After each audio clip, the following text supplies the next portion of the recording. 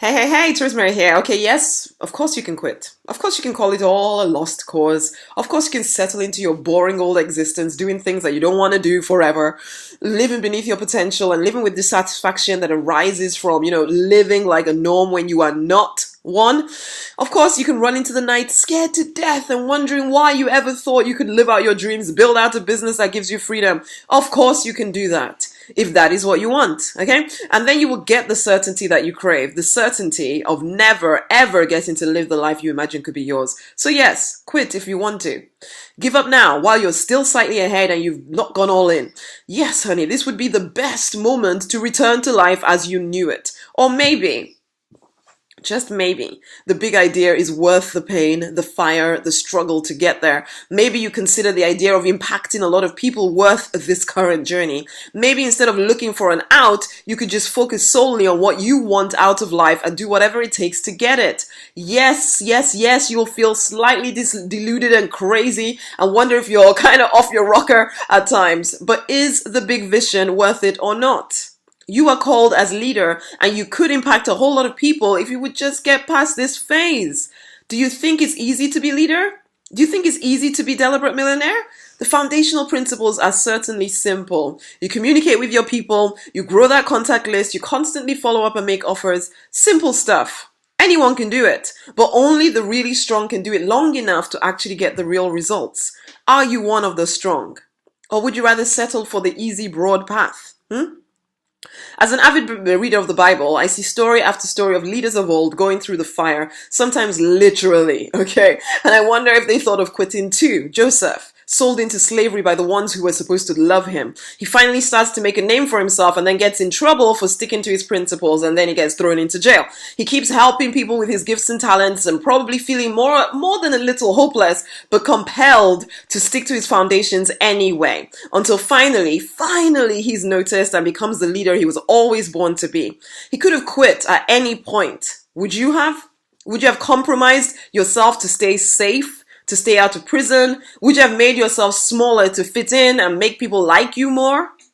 Or think about David, going about his business, tending sheep and fighting the occasional lion or bear if they dared threaten his sheep.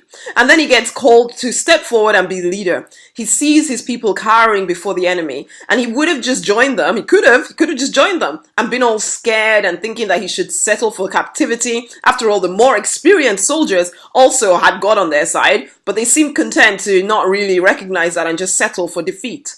But no, he stuck to his guns.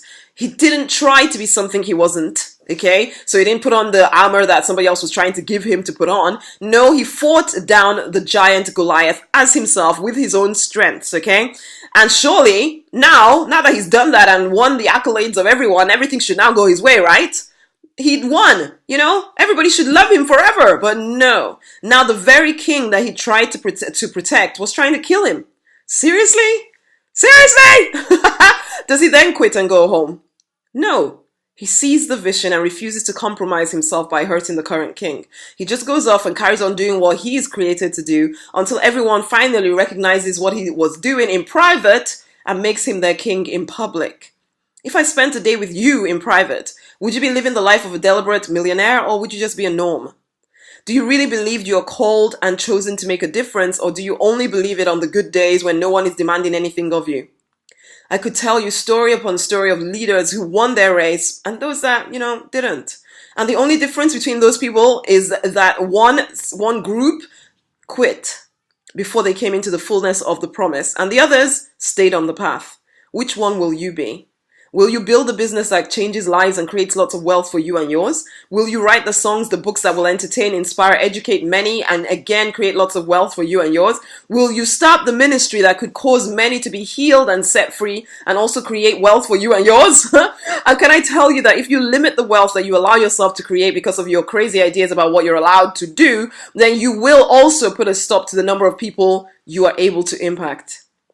You think it makes you holy to have such poor thinking about money and wealth, but all it does is limit you and the impact you could have on many people. So leader, get over yourself and do the work you're born to do. Make the money you're born to make. Impact the people you're born to impact. Let us change the world. I know it's lofty thinking, and yet if we don't get on and do it, who will? Write out your vision again now. The vision that plagues your mind almost all the time. Write it all out and make another promise to your source and to yourself that you will not back away from this until it is actually happening. Now get to work.